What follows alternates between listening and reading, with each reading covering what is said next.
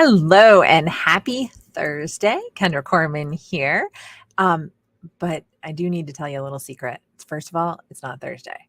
I'm actually recording this on Monday. Today is Monday, August 22nd. But since I'm going to be out of the office on Thursday, I didn't want to miss a live video. So I'm going ahead and streaming this live as if I'm live. You'll notice that I won't respond to the comments quite as much, but I did want to still be here to talk to you guys about marketing stuff. And I didn't want to miss a day just in case I was busy or the internet signal wasn't that great, etc. So anyway, I am here to talk to you today about ideas for helping you connect with your customers. So connection is so important, especially nowadays. People expect personalized service, right? They expect everything to be personal and relevant because we're spoiled.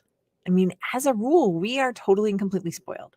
So let me go ahead and give you 5 little tips that I use to help my clients and myself connect with customers.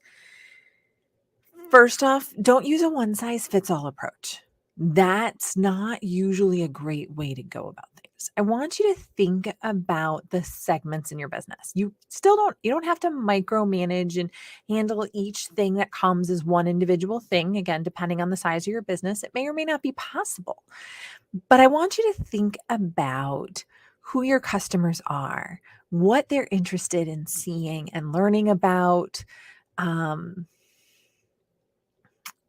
are there some similarities where you can group them together? For instance, nonprofits versus for profits, small businesses versus larger businesses, solopreneurs versus small businesses, product businesses versus service businesses, or maybe even something like male and female.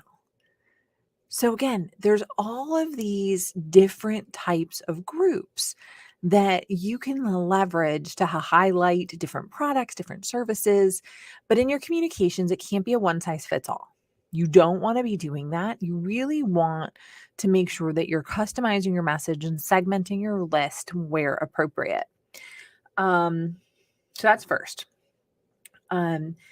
Second, I want you to think about surprising and delighting your customers. I'm going to pull up my notes here.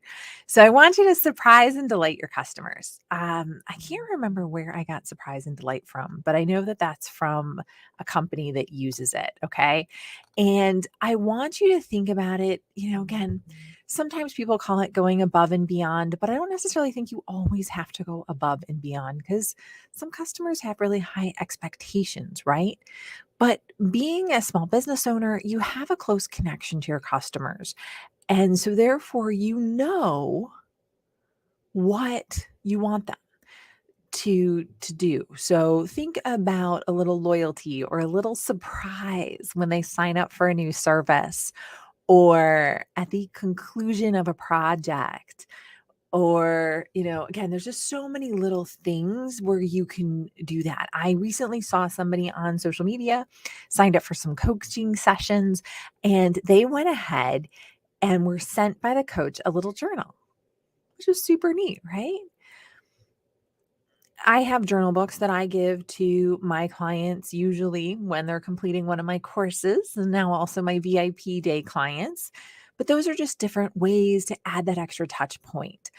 In the past, during COVID, when I couldn't meet with customers in together, I would send a little surprise package. So maybe it had a little jar of candy or, just something nice and little that would surprise and delight them.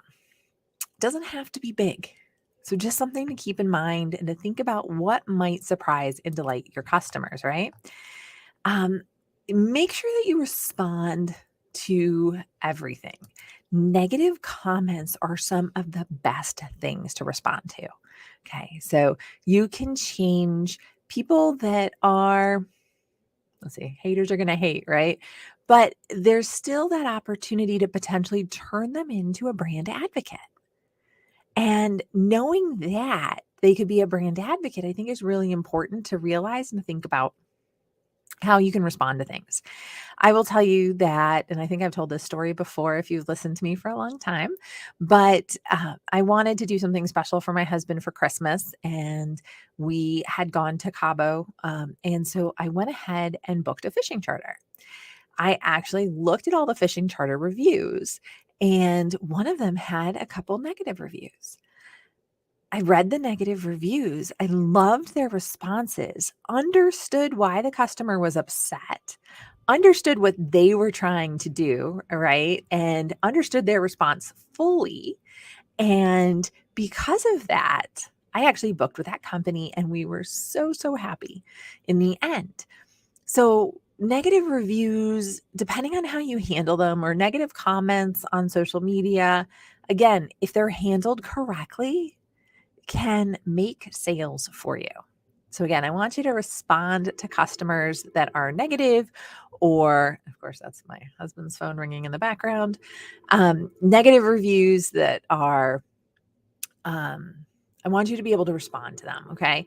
Because again, it can make people into advocates and it can actually sell to other people that may not be as aware. Okay, so then number 3 or 4, sorry, is to follow up. Always follow up and follow through with anything that you're doing. I've been guilty of it. We get busy, things get lost on the to-do list. You don't even want to see my to-do list for today or tomorrow. Things get lost. But if you make it a point of following up and following through and doing what you say you're going to do, that'll differentiate you in the marketplace. And it'll connect you with your customers and clients. So be sure to go ahead and do that. Don't overpromise and underdeliver. You want to underpromise and overdeliver, if nothing else, along the lines of the surprise and delight. Okay. And then my 5th and final tip to connecting with your customers is to ask them. Just ask them what they want. How satisfied are they? What are you missing? What are you not doing? It's okay to hear some bad things because then you've got time to make changes. And they'll appreciate the fact that you asked. Now, again, I'm a big fan of email marketing, and that's why email marketing comes into handy so much. So, through email marketing, you can do personalization and segment your customer base. You can definitely surprise and delight and add some little bonuses along the way, right? Especially even through an email message. It doesn't have to be a physical journal or a physical box that's shipped to somebody. A little note or a message inside something is really all people need. And then you can also survey. That's one of the big things that comes into play. And inside an email marketing system and an email newsletter, you can survey your customers, but yet make sure that it doesn't look like it's a one size fits all by segmenting them and personalizing it and things like that.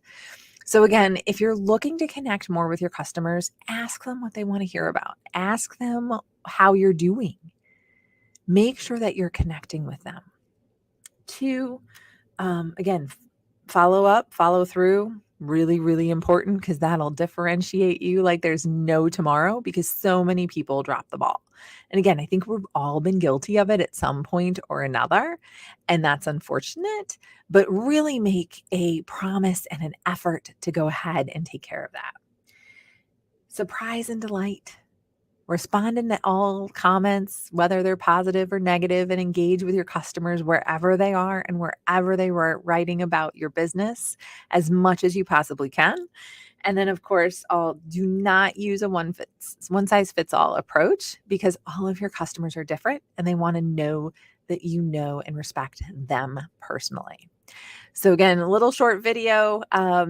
Again, it's going to stream live, so it'll have all of the phone ringing and all of the background noise because I'm trying to show you guys a little bit of how I do things behind the scenes for some of my customers when we need to be consistent. Because consistency is huge, but yet we also need to be out of the office on vacation. I am currently at the Center County Grange Fair. It's in Center Hall, Pennsylvania, probably eating funnel cake, cactus taters, let's see what else, chicken on a stick, in Scott's Roasters. So be sure to check in. I will be watching this. I was just a little bit nervous about my internet connection. It's usually pretty good because they bring in internet boosters to the fair, but it is the last remaining tenting and encampment fair left in the United States, and it's near my husband's family farm. So looking forward to spending a couple of days there and enjoying the fair, fun games. It's just like a state fair with cows and pigs and bunnies and all of those other fun things and games and food and things like that. But I hope you guys have a great rest of your week and start thinking about how you're going to connect more with your customers. See